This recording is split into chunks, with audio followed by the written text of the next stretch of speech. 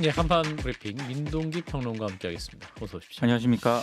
자, 어제 3.1절 기념사 어제 방송에 저희가 짚긴 했습니다만 이제 논란이 큰데 대통령실에서 입장이 나왔어요. 네, 대통령실 관계자가 오늘 용산 대통령실에서 브리핑을 가졌는데요.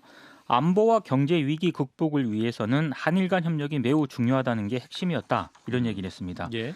그리고 한일 관계는 늘 과거도 있고 현재도 있고 미래도 있지 않느냐.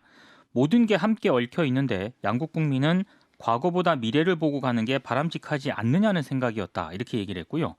시민단체 역사학자들 사이에서 친일 사관에 동조했다는 비판이 나온다. 기자가 이제 이렇게 질문을 하니까 예. 한국과 일본에는 두 세력이 있는 것 같다. 이렇게 얘기를 했습니다. 그러면서 한쪽은 어떻게든 과거를 극복하고 미래를 향해 나아가자는 그런 세력. 또 하나는 어떻게든 반일 감정과 혐한 감정을 이용해서 정치적 반사 이익을 얻으려는 세력이 있다. 이렇게 얘기를 했고요. 과연 어느 쪽이 좀 더 국가 이익을 위해 고민하고 미래 세대를 위해 고민하는 세력인지 현명한 국민들이 잘 판단하리라 생각한다. 이렇게 입장을 내놓았습니다. 예. 자, 대통령실 입장. 자, 어떻게 들으셨는지 짧게 논평 들어보죠. 진 작가님부터. 짧을 수는 좀 없는 것 같은데 예, 뭐, 알겠습니다. 뭐 대통령실이 지금 악후의 정신 승리를 하는 거죠. 아, 그래요. 알겠습니다. 그걸 져주는 건 누가 못합니까? 다 하죠. 음. 근데 이 져주는 걸 갖다 무슨 대범함의 표현인 것처럼 대범함의 표현인 것처럼 얘기를 하는 것 같아요. 예. 일단은 뭡니까? 위안부 문제 넘어간 거예요. 이제 징용공 문제 끝난 겁니다. 오염수 방출 문제도 곧 나올 거예요. 결국 일본이 지금 역사 왜곡을 하고 있지 않습니까? 군국주의 과거를 미화하고 있는데 이 부분에 대해서 일체 언급하지 않겠다. 다 줘준 거예요. 카드를. 응. 예, 예. 그러니까 결국은 뭐냐면은 여기서 뭐냐면 이 배후에는 사실 미국의 압력이 있는 거거든요. 미국은 한미일 군사 동맹으로 묶어가지고 뭘 좀 해보려고 하는데 예. 한국하고 일본이 사이가 좋아야 되잖아요. 이 사실은 미국의 압력은 양쪽에 다 들어가는데 그걸 갖다가 일본은 정확하게 이용하는 거거든요. 그래서 우리 정부에 카드를 준 건데 이 한국 정부는 뭐냐면 이념에 매여 있는 거예요. 어떤 알 수 없는 이유에서 과거의 정권에서는 한미 동맹이 깨졌다. 그걸 우리가 복원한다라고 하니까 일단 미국 말을 일단 무조건 다 듣고 보자. 그러니까 이번에 그냥 아니나 다를까 미국에서 바로 지지 성명이 딱 냈단 말이죠. 이런 바보 같은 짓을 한 거예요. 예. 그러니까 결국은 3전 3패 다 한 거고 삼전삼패다. 그 다음에 이걸 아주 쿨하게 뭐 미래를 향한 아주 전향적인 대범함의 표현인 것처럼 그렇게 지금 얘기를 하는 건데 이거 민주당에서 이걸 어떻게 받아쳐야 되냔 말이죠. 이게 또 왜냐하면 이럴 수 있는 게 뭐냐 민주당에서 그동안에 한일 문제를 갖다 반일 감정을 작용하고 이걸 갖다 정치적으로 이용해 온 게 사실이거든요. 예. 그러니까 대통령실이 그걸 치고 들어오는 겁니다. 그러니까 지금 해볼 만한 싸움이다라고 판단한 거죠. 그렇기 때문에 3.1절 축사가 상당히 도발적으로 나온 거거든요. 제가 듣기도 상당히 뭐 충격적일 정도로.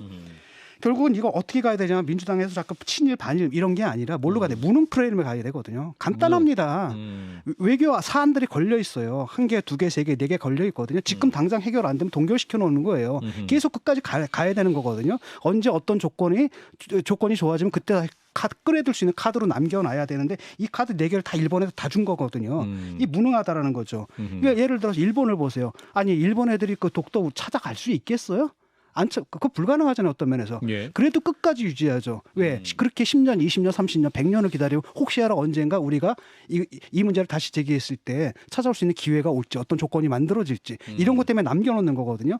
그렇기 때문에 이 문제를 해결하는 건 어떻게 해야 되냐면은 그러니까 동결시키면 되거든요. 지금 우리 이거 피해자들 있으면 아니 사법부의 판결을 행정부에서 실행하는데 실패한 거 아닙니까? 그 부분에 대해서 미리 보상을 해주고 국가 차원에서 대신 그 구상권 비슷한 걸로 해가지고 나중에 우리는 이거 청구권 일본에 대해서 갖고 있다라고 공식적으로 남겨놓고 아니 그거 없다 그래서 뭐 한미 협력 관계가 깨집니까? 아니잖아요. 예. 일본은 독도 문제 계속 제기하는데도 한미 뭐 군사훈련도 하고 그러지 않습니까? 예. 그렇게 남겨놨어야 되는데 이걸 몽땅 다 주고 앉아가지고 지금 악후의 정신 승리를 하는 겁니다. 전쟁승입니다. 자, 김 소장님. 예, 과거보다 미래를 보고 가는 게 바람직하지 않느냐. 그러니까 이게 집을 짓는데 모래 위에다 집을 짓겠다는 게 소위 말하는 사상 누각 아닙니까? 단단한 과거에 대한 반성과 비판, 거기 사과에 따라서 그 위에 집을 짓는 것인데 기본을 좀 무시한 일인 것 같고요.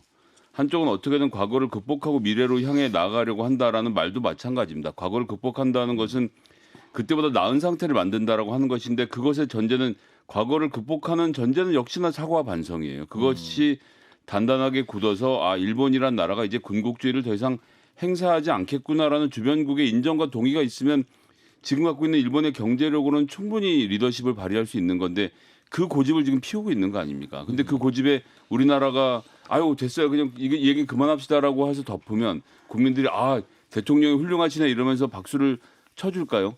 60%의 국민 정도는 최소한 끌고 갈 수 있는 리더십을 만들어야 되는데 외교 문제에서 일본 마음에 들고 우리 국민 마음에 안 드는 외교 2015년에 외교부 장관까지끼리 합의했다가 박근혜 정부 때 실패했던 사례가 지금은 반복되지 않을 거라는 자신감이 어디서 나오는지 모르겠지만요. 3월 말에 기시다 총리 만나고 돌아오면 국민들의 얼굴에서 다 읽으실 수 있을 겁니다. 그게 그렇게 아련하는 게 그렇게 중요한가?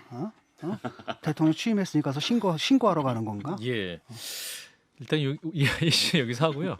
지금 방금 들어온 소식은 전화 연결 예정됐던 이게 전남 후보가 잠시 후에 저희가 또 만나도록 하겠습니다. 자, 이재명 민주당 대표 체포동의 후폭풍이 지금 계속되고 있는데 그 이낙연 전 대표를 영구 제명하자라는 얘기가 나오고 있어요. 그러니까 이재명 대표 체포 동의안 표결에서 이탈한 비명계 배후에 이낙연 전 대표가 있고 민주당의 반란과 분열이 이낙연 전 대표로부터 시작이 됐다. 아마 이렇게 보시는 분들이 있는 것 같습니다. 네. 그래서 지난달 28일 민주당 청원 게시판에 이낙연 영구 제명 청원 글이 올라왔고요. 이 글의 동의자가 오늘 오전 10시 기준으로 2만 4천 명이 넘어섰거든요. 아마 더 늘어날 것 같습니다. 청원인은 이렇게 주장을 하고 있습니다. 지난 대선 경선 당시 대장동권을 터뜨려서 지금 이재명 대표님을 고통받게 만든 장본인이 바로 이낙연 전 대표다. 이 전 대표는 아직까지도 사과하기는커녕 어떻게 하면 자기 사람들을 이용해서 이재명 대표님을 제거할까 이궁리만 하고 있다. 지금 대한민국을 검사 독재 정권으로 만든 1등 공신이다. 이렇게 비판을 했습니다. 예. 그러면서 체포 동의안에서 그것도 민주당 내에서 반란표가 나오게 만든 것도 이낙연 전 대표가 꾸몄다고 봐도 무리는 아니다. 이낙연 전 대표는 민주당에서 반드시 강제 출당시켜야 된다. 이렇게 주장을 하고 있습니다. 예. 그리고 김남국 의원은 또 체포동의안 그 표결과 관련해서 이탈표가 조직적으로 만들어졌다. 낭떠러지게 밀었다. 뭐 이런 표현까지 썼는데. 그러니까 오늘 김현정의 뉴스쇼와 인터뷰를 가졌는데요. 여러 명의 의원님들께서 표와 관련이 돼서 무효나 가결 이런 표를 나눠서 이렇게 해달라는 전화를 적게는 한 통에서 많게는 3통을 받았다고 하셨다. 이렇게 주장을 했습니다. 그러니까 표결을 하기 전에 일부 의원들이 다른 의원들에게 이번에는 무효표가 많이 나올 거라는 이야기를 했다고 한다. 이렇게 전하면서요. 예. 조직적으로 표를 만든 것이 아닌가 이렇게 보고 있다라고 하면서 의혹을 제기를 했습니다. 특히 이제 김남국 의원 같은 경우에는 이재명 대표가 개인적으로 의원들 한 분 한 분을 만나서 이야기를 들었는데 어떤 의원은 이재명 대표 앞에서 마태복음을 읽었다고 하더라. 이렇게 얘기를 하면서 그것이 당사자에게는 얼마나 모욕적이고 말도 안 되는 상황이었겠는가. 그러니까 한마디로 이제 도움을 청하려는 사람에게 예. 죽어라라고 한 얘기인데 이건 도저히 이해되지 않는다라고 하는 게 김남국 의원의 주장입니다. 그 관련해서 이상민 의원이 한 얘기가 있거든요. 예. 그러니까 본인이 무효표를 부탁하는 전화는 받았다 이렇게 얘기는 했습니다. 예. 그 요청을 따르느냐 이 질문에 대해서는 자기가 그 말 따라서 무효를 하겠느냐 정해진 생각대로 투표를 했다 이렇게 얘기를 했고요. 누가 전화를 했는지에 대해서는 이제 그거는 얘기하면 안 된다라고 얘기를 했고 조홍천 의원도 오늘 KBS 라디오 인터뷰에서 본인은 그런 전화는 안 받았다 이렇게 얘기를 하면서도 그런데 친명이든 비명이든 두루두루 만나서 이런저런 이야기를 했다. 소통한 적은 있다. 이런 취지로 또 답변을 했습니다. 예, 지금 뭐 계속해서 지금 폭풍은 나오고 있는데 이재명 대표님 직접적인 입장 발표 관련해서 직접 코멘트는 아직 없죠? 오늘은 공식 일정이 없었고요. 어. 당무 관련 비공개 일정만 진행을 했는데 예. 아무래도 이제 여러 가지 이제 생각을 좀 가다듬는 그런 차원이었고요. 뭐 후폭풍과 관련된 오늘 이런 사안에 대해서는 오늘 공식적으로 입장을 밝히진 않았습니다. 예. 자, 민주당 상황 어떻게 봐야 할지 진 작가님부터 말씀 주시죠. 그러니까 민주당이 이제 제게 제가 넘어간 거죠. 원래 대중은 자기 동력을 갖는 거거든요. 그 칸의 엘리아스 카네티 군중론에만 나고 군중의 속성이 나오거든요. 그러니까 처음에는 자기들이 그 군중들을 세뇌시켜서 자기 마음대로 이해몽을 먹을 수 있으리라고 믿잖아요. 예. 근데 그게 그렇지가 않습니다. 곧 대중들한테 그 군중들에게 먹혀버리거든요. 그러니까 이재명 대표가 이제 말로 그러지 마세요라고 말린다고 될 문제가 아닙니다. 그 사람들은 자기 동력을 갖고 가는 거고 그 사람들 거기서 뭐 하냐면 쾌락의 정치를 하는 거거든요. 이 공격성을 갖다 표출하는 이 쾌감 이게 이재명 대표의 말 한마디로 잦아들지는 않는 거란 말이죠. 그래서 결국은 이제 어떻게 가느냐? 공격적으로 이제 타겟을 정해야 되는 거지 아닙니까? 예. 제일 먼저 조직적이다라는 거예요. 그다음에 이제 뭐가 되냐? 배후가 있다. 그 배후가 누구냐? 그 조직의 수장이 누구냐? 이낙연이다. 그다음에 심지어는 뭡니까? 문재인이다까지도 간단 말이죠. 이렇게 해가지고 공격을 해야 되는데 이게 지금 바뀔 수가 없는 거죠. 지금 누가 말린다고 말로 그 입술로 개입한다 통제가 안 그래가지고 된다? 해결될 문제가 아니고 이게 이렇게 커뮤니케이션 구조가 뭐 망가진 겁니다. 자, 김 소장님 어떻게 보셨어요? 이낙연 대표님께는 죄송한데 창조일지간에 이런 말씀을 드려서 하여튼 뭐 저는 이낙연 대표가 지금 그럴 수 있는 리더십으로 자 이재명을 젖히고 나면 내가 당 대표가 될 거니까 이번에 조직적으로 우리 한번 무효표, 뭐 기권표를 던집시다라고 본인과 가까운 의원들을 설득했겠냐? 저는 가능성 없다고 봅니다. 그럴 수도 없고 그렇게 하고 나서 그 당권이라는 것이 비명계 반명계로 돌아갈 수 있는 가능성. 현재 민주당 내 당내 지형도를 보면 그렇게 안 된다는 건 누구나 쉽게 알 수 있거든요. 그런 상태이기 때문에 조직적으로 했다는 것도 저는 사실 의심이 되는 게 조직적으로 했다라고 하면 40명 정도가 조직적으로 움직이면요. 이건 100% 소문이 납니다. 의원 40명. 아, 그럼요. 정치권에서 40명이 조직적으로 결의를 했는데 그게 소문이 안 나는 경우는 없기 때문에 예. 지금까지 저도 여러 경로를 취재본 결과로는 여러 의원들이 각각 그런 주장을 했던 것은 그런 정도 수준의 일이지 이게 무슨 조직적으로 이렇게 벌어진 일은 아니고 이 40명의 명단을 사실 알고 있는 사람이 있습니다. 이재명 대표 본인. 아하. 왜냐하면 이분이 비명계 반명계 의원들을 다 꾸준히 만나서 이분들 하시는 말씀 많이 들었고 그 과정에서 굉장히 험하다는 표현 좀 그렇지만 솔직한 이야기들을 많이 들었다라고 하거든요. 그런 이재명 대표가 지금은 이렇게 할 때가 아니라고 말을 하고 있지 않습니까? 그런 당대표의 리더십을 당원이라면 존중해 줘야죠. 알겠습니다. 자, 여기까지 보고요. 이 관련 얘기는 또 2부에서 한판 내부자들에서 할 수 있을 것 같고. 자, 국민의힘 이제 전당대회 다음 주 일주일도 안 남았어요. 자, 최고위원 후보, 당대표 후보들 마지막 수도권 합동 연설회가 있었죠? 오늘 그 서울, 인천, 경기 합동 연설회가 있었는데요. 예. 김기현 후보는 윤석열 대통령과의 호흡을 강조하면서 선두구치기에 나섰습니다. 특히 예. 대서론을 부각을 하면서 내년 총선 승리를 다짐을 했는데요. 예. 안철수 후보를 좀 겨냥을 하면서 3년 전에 우리는 총선에서 참패했다. 총선 참패의 원인이 누군지 말 안 해도 잘 알 것이다. 실패한 지도자가 내년 총선에 앞장서선 안 된다 이렇게 얘기를 했고요. 예. 안철수 후보는 특히 이제 자신만큼 전국 총선 지휘 경험이라든가 수도권 선거 승리 경험을 모두 갖춘 사람은 당내에서 없다 이런 예. 점을 강조를 했습니다. 그러면서 수도권에서는 보수도 진보도 혼자 이길 수 없다. 중도층과 청년의 마음을 얻어야 이길 수 있다. 이런 점을 또 강조를 했고요. 방금 들어오신 천하람 후보는 원래 들어왔는데 조용히 오라고 그래도 네, 방금 들어왔어요? 네. 아, 예, 들어왔군요. 예. 수도권이나 격전지에서 힘든 선거, 이상빈 크리에이터 아니고 네. 진짜 천하람. 고발자야. 그러니까 수도권이나 격전지에서 힘든 선거 한 번도 안 치러본 사람들이 평소에는 지도부 완장차고 마음대로 하다가 예. 선거 때만 되면 잘못했다고 읍수하는 게 예. 어느새 틀에 박힌 우리 당의 모습이 됐다. 수도권 민심이 얼마나 무서운지 모르는 지도부가 제때 판단조차 내리지 못해서 수많은 사람들의 노력을 물거품으로 만들었다. 이런 점을 강조를 했습니다. 예. 그리고 황교안 후보는 오늘도 김기현 후보의 울산 땅 투기 의혹을 집중적으로 제기를 했는데요. 사퇴하십시오. 그러니까 이런 비리 의혹을 제기하니까 예. 본인 보고 뭐 내부 총질한다, 네거티브한다, 당 혼란을 조장한다고 얘기를 하는데 전혀 다르다. 부정과 비리는 도려내야 하지 않겠느냐 이렇게 얘기를 하기도 했습니다. 예, 자 우리 민동기 평론가께서 최초로 소개해 주셨습니다. 자 당대표 후보자인 우리 천하람 후보 어서 오세요. 아유 안녕하십니까. 아유 천하람입니다. 안녕하세요. 저희가 또 말씀하시니까 이상민 크리에이터가 성대모사를 많이 들어보셨죠? 예, 그 저도 아이고 이렇게 하는지 많이 하는지 몰랐는데 예, 그 얘기 듣고 나니까 많이 하더라고요 제가. 예, 지금 얼굴이 반쪽이 되셨네. 그러니까 요새 지금 제 와이프께서 출마 만족도가 매우 높아졌어요. 예, 그러니까 사실은 우리 요새 집에 안 들어와서 뭐 그것도 있고요. 요새 약간 주땡스 뭐 365 M땡 이런 데 되게 비싸잖아요. 그래서 굉장히 뭐 가성비 좋다고 할 수는 없지만 나름대로 좋은 다이어트 하고 있다고. 정말은 살이 빠지셨네. 예. 와, 그래요. 깨 있는 시간이 굉장히 많으니까요. 그래 오늘 이제 마지막 그 수도권 합동 연설회가 있었는데 아까 이제 잠깐 소개하셨습니다. 미처 말씀 못하신 부분 이 자리에 빌려서 말씀하신다면. 그러니까 이게 이제 결국 이제 맨정신을 유지하느냐가 중요한 것 같아요. 선거를 하면서. 예. 네. 그러니까 이제 우리가 보면은 사람들이 너무 과하게 뽕을 맞아요. 후보자가 이제 당대표가 되기 위해서. 후보자일 때도 있고 당 대표일 때도 있고. 근데 이게 저는 이제 일선 당협위원장 해봤잖아요. 이게 당 대표는 제가 봤을 때 크게 두 가지로 나눠집니다. 사람을 모아줘야 되는 당 대표랑 알아서 사람들이 오는 당 대표. 그렇죠. 근데 황교안 대표 이럴 때는 저는 그때 직접 뭐 경험 많이 하진 않았지만 다 하는 얘기가 와 그때 사람 동원하느라고 진짜 죽을 뻔했다. 막 그 당협에서 몇 명 동원했는지 해가지고 인증 사진 찍어서 보고하고 그랬어요. 버스 앞에 모여가지고. 그렇군요. 그래서 우리 당협에 사람이 부족하면 막 옆 당협 사람 좀 꼬아가지고 야 우리랑 사진 좀 같이 찍자.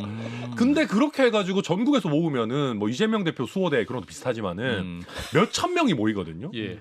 그럼 당 대표는 그 고생하는 거 몰라요. 아하. 근데 거기서 다 황교안 하고 있으니까 본인은 뽕이 차가지고 거기서 Y 포즈 같은 거 하면서 그러면서 이거 다 우리 지지자들이니까 신나가지고 거기서 막 종북 좌파 때려잡읍시다 막 그러니까 우리끼리만 통용되는 얘기를 우리가 억지로 쌓아놓은 성 안에서 하고 있는 거예요.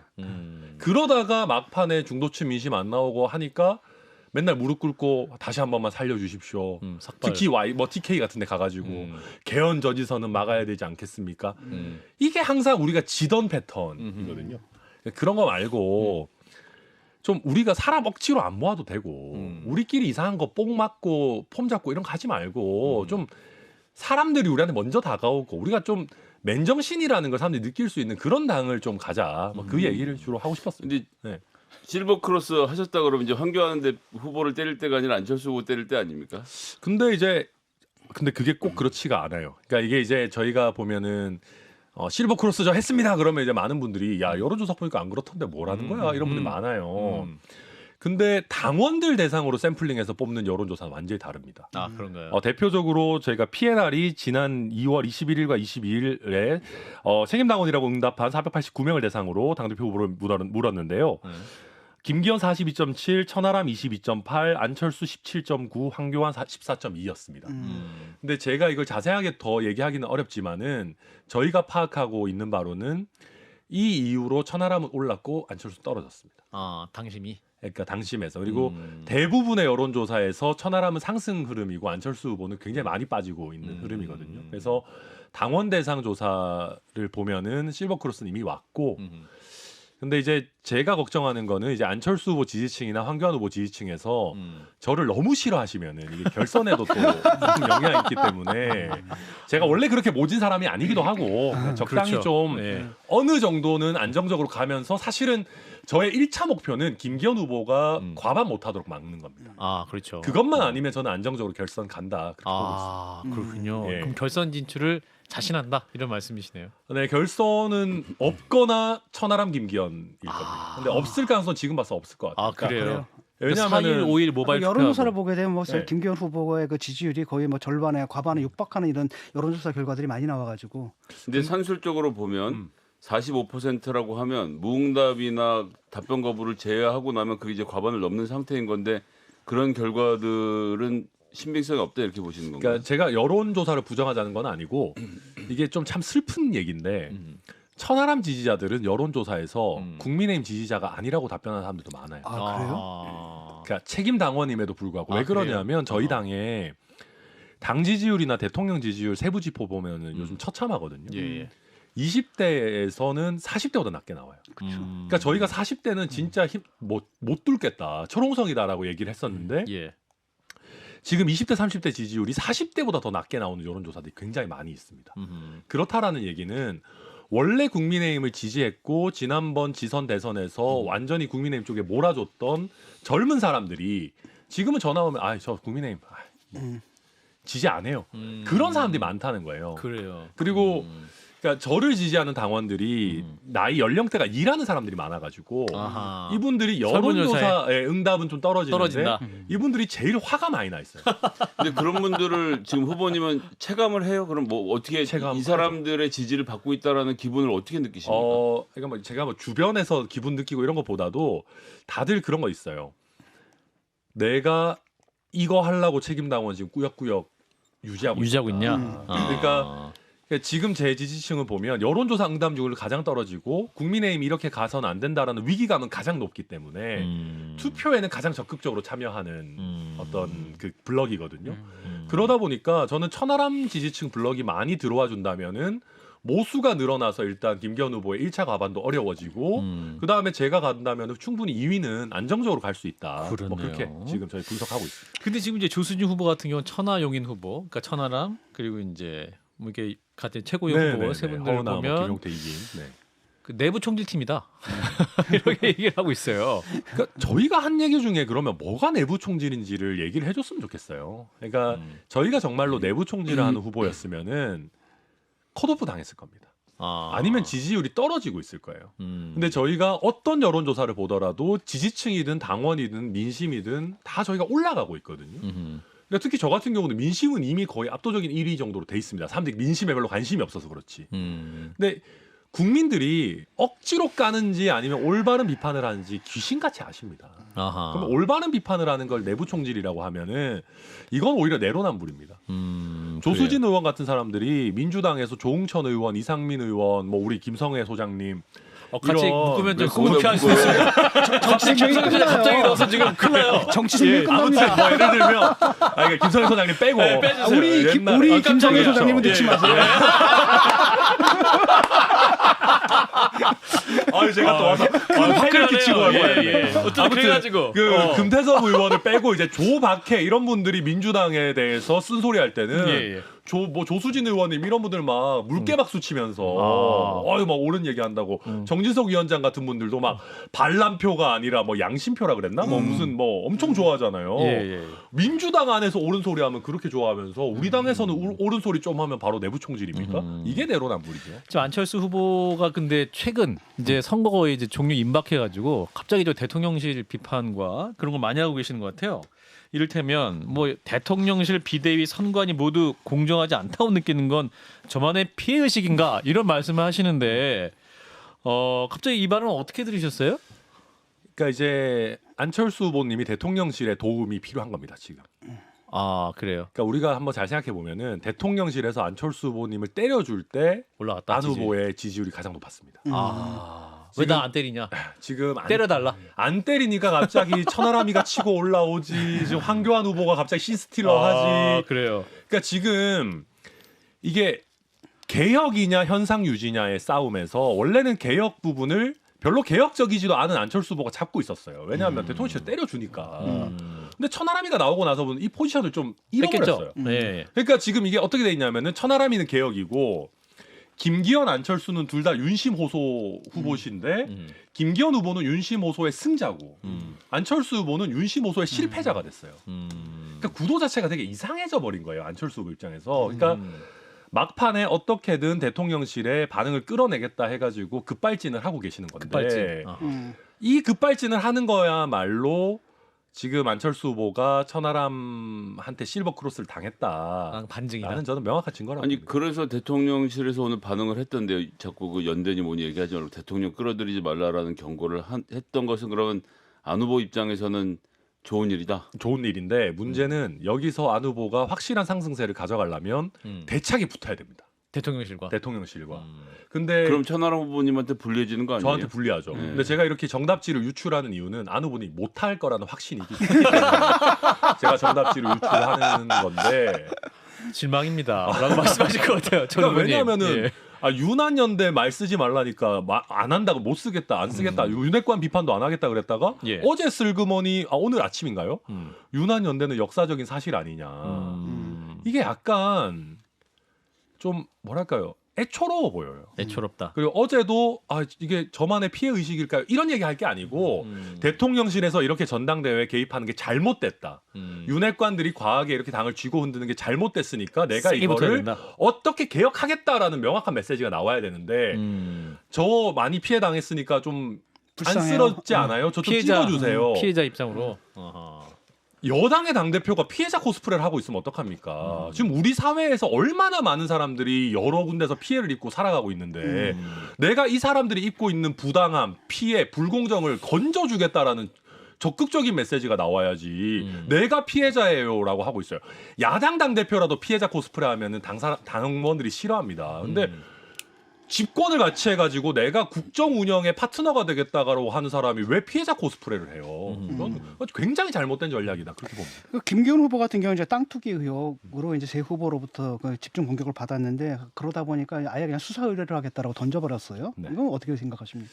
이거 이제 저희가 이제 법조계에 있는 사람 다 알죠. 이런 거 수사 의뢰 해봤자 열심히 안 해줍니다. 아. 그래서 황교안 후보도 차라리 그럼 명확하게 고소를 해라. 아하. 나를 고소해라. 아, 황교안 후보는 예, 그렇게 하고 계신 것이고, 그러니까 이게 이제 좀 잠잠해지는 줄 알았어요, 저도. 그러니까 이재명 대표 이 이슈가 확 터지고 사실 그 이후에는 거의 정치권에서 장해찬 후보가 확 주목을 받았기 때문에 이게 좀 묻히는 거 아닌가 야설 집회가 그랬는데 때문에 지금 보니까 이게 확장이 좀 되고 있더라고요. 아하. 그 땅을 팔았던 분이랑 약간 의뢰인 변호사의 관계도 있었을 뿐만 아니고 도시개발 사업과 관련해서도 엮여 있다. 지금 이런 것들이 나오고 있기 때문에 특히 저희 천하용인 팀의 이기인이 이거 열심히 파고 있거든요.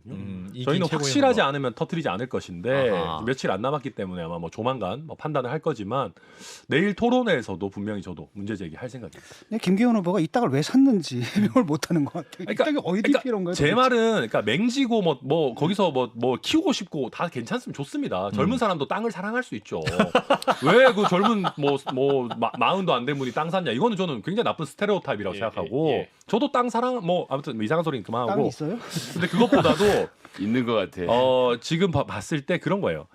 그러니까 명확하게 보통 이런 게 터지면은 전국 단위 선거에 나오는 후보들은 8년은 신용이라도 하고 성이라도 보입니다. 아, 논란이 되면 논란이 되면은 보통 그 동네 부동산 중개사무소에다가 내놨다. 좀 내놨다. 싸게 그냥 좀 빠르게 좀 처분 좀 해주십시오. 아니면 얼마에 내놨으니까 이거 이제 사실 그렇게까지 돈 많이 번 거 아닙니다.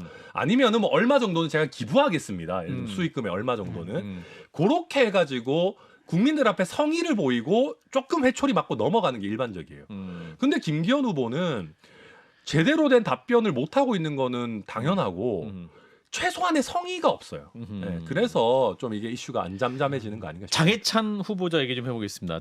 청년 최고위원 후보 이제 야설 집필 논란에 이어서 이번에는 그 불법으로 추정되는 드래그 레이싱 팀 모임을 만들어서 관리자로 활동했다라는 보도까지 나오면서 근데 장 후보는 또 이게 불법적인 건 없었다 또 이런 입장입니다. 어떻게 보고 계세요? 저는 야설 작가도 집권 여당의 최고위원이 될 수 있다고 생각합니다. 그러니까 우리가 자유를 중시하는 정당으로서 야설 그 자체를 저는 터부시할 이유는 없습니다.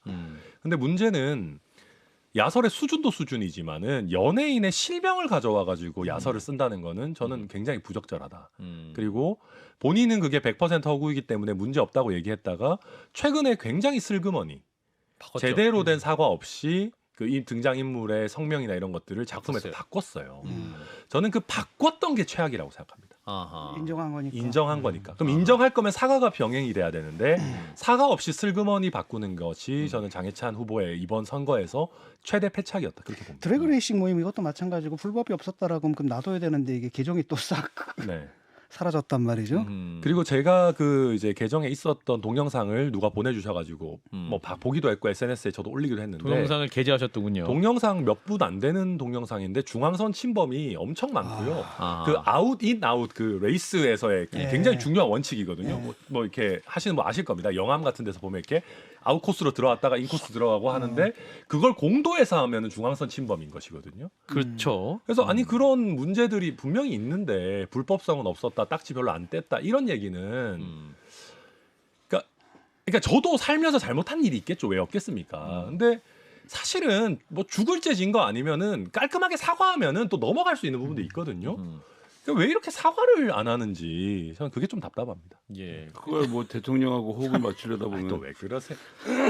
아니 그래가지고 제가 오늘도 보니까 제 민주당에 계신 또 다른 분이 그런 얘기 하시더라고요. 예. 뭐 누군지 말은 안 하겠습니다만은 예. 울재명이랑 묘재명만 있다면 우리 총선 완승이다. 꿀재명? 울재명. 울재명. 울산의 이재명. 아, 울산의 예, 이재명과 김기현 후보와 묘재명 우리 장해찬 후보가 아. 집권 여당의 최고위에 들어와 앉아 있다면 필명이 묘재여서 네, 민주당은 뭐 총선 해보기도 전에 이긴다. 아하. 게다가 이제 우리 민주당 같은 경우는 실수로 우리 민주당이라고 할 뻔했네요. 이제 민주당 같은 경우에는 실제 이제 또 개혁의 바람이 이제 불기 시작했거든요. 거기는 개혁하고 우리는 울재명, 묘재명이 최고위원회에 앉아 있다 이러면은 알겠습니다. 굉장히 어려운 상황에 빠져. 자, 홍준표 후보가 네. 그래서 우리 천 후보님께 당 나가라고 직격하셨어요. 그러니까 이제 이게 우리 민주당 있으면 큰일 날 뻔했습니다. 그러니까 이게 예, 이제 예. 그 문제가 예. 이 사태를 일으킨 게 전남 CBS입니다. 전남 CBS. 네, 제가 순천에 출마했을 때 예. 전남 CBS에서 이제 예. 인터뷰를 하면서 예. 밸런스 게임을 했어요. 아 밸런스 게임. 박정희 전 대통령, 김대중 전 대통령으로 밸런스 게임을 했는데 아, 어떤 거를 골라도 저를 죽이는 죽일 수밖에 없는 밸런스 게임. 아 답지가. 예, 지금 같았으면 제가 방송 짬이 있기 때문에 저 그런 거 안 합니다 하고 도망갔을 텐데 아. 그때만 해도 이제 정치 신인이라서 아하. 자판기처럼 뭐 답변이 나왔거든요. 아, 그래서 제가 그때 그랬습니다. 박정희 전 대통령이 실제 산업화의 어떤 큰 영웅이고 대단하신 분인 건 맞지만 독재를 하신 대통령에 대해서는 우리가 독재라는 것은 정상적인 정치 환경이 아니기 때문에 내가 거기에 대해서 다른 대통령과 뭔가 어떻게 동일선상에서 비교하기가 조금 어렵다. 반면에 김대중 전 대통령 같은 경우에는 어찌됐든 민주화라는 뭐 큰 흐름을 만들어낸 큰 정치인 아니겠느냐. 그렇다면은 어떤 그 민주적 정당성의 그 어떤 격차에 의해 가지고 내가 김대중 대통령의 손을 좀 들어드려야 되겠다라는 말씀을 드렸고 그거를 이제 다 앞뒤를 자르고 이제 김대중은 평가의 가치 없다. 김대중 대통령은 뭐 큰 정치인 이런 얘기를 하시는데 저는 근본적으로 그런 말씀 드리고 싶습니다. 박정희 대통령의 공이 정말 크고 산업화의 영웅이라는 것과 독재를 했다라는 역사적 사실은 병립할 수 있는 겁니다. 거기에 대해서 각각에 대한 판단이 있을 수 있는 것이고 김대중 대통령 우리가 국민의힘 사람이 큰 정치인이라고 평가하면 안 됩니까? 대통령께서도 굉장히 그 김대중 정신을 계승하는 걸 강하게 얘기하셨고 오늘 정진석 위원장도 DJ 노무현의 정신을 계승하는 거는 이재명 대표가 아니라 오히려 우리다 이런 얘기까지 하셨어요. 저는 그래서 국민의힘이 윤석열 대통령이 얘기하는 국민 통합이라는 것이 그냥 말만 멋진 허구의 구호가 아니라면은 저는 우리 당사에 저는 좀 이상해요. 이런 얘기 하면 될지 모르겠지만은 민주당은 민주당 출신 대통령만 거기 당 회의실에 걸어놓고 국민의힘은 우리 당의 대통령 중에 사회적으로 아주 지탄받는 분들을 빼고 걸어놓거든요. 저는 대통령쯤 되면은 대한민국의 대통령이기 때문에 예. 이렇게 진영 나누지 말고 국민의힘 당사에 노무현, 김대중 대통령 사진 걸면 무슨 큰일 납니까? 민주당 당사에 박정희 대통령 사진 걸면 무슨 나라가 두 쪽이 납니까? 민주당이 갈라집니까? 저는 이런 식의 정말 철진한 이념 논리 이제는 저희 극복해야 된다 생각합니다. 예. 근데 제가 궁금한 건 마무리할 시간이 돼서 예, 네, 짧게 주세요. 그럼 안 궁금하도록 하겠습니다. 네. 제가 그러면 우리 조금 박해와 엮지 않도록 하겠습니다. 아유, 우리 김성애 소장님. 자, 내일 이제 TV 토론의 마지막이 있는데 자, 어떤 각오로 임하실지 그 짧게 말씀 듣고 오늘 어려운 자리 마무리하겠습니다. 네, 수준 높은 토론회를 보여드리고 싶은데 예. 아마 땅 얘기 많이 하게 될 것 같습니다. 아, 딱 얘기 많이 할 것 같아요. 네. 황교안 후보가 신스틸리오가 됐다. 생각보다 천안 후보 잘하시지만 1등 아닌 것 같은데 이런 얘기 있어요. 제가 봐도 황교안 후보가 1등은 맞고요. 저도 근소한 2위가 될 수 있도록 열심히 해보겠습니다. 아, 예. 그렇군요. 네. 이제 얼마 남지 않았는데 이제 마지막까지 또 건강하게 레이스를 잘 완주하시길 바라겠습니다. 지금까지 함께해 주신 분 천하람 국민의힘 당대표 후보자였습니다. 고맙습니다. 감사합니다. 그리고 함께해 주신 분 민동기 평론가도 고맙습니다. 고맙습니다. 좋아요, 구독. 알림 설정.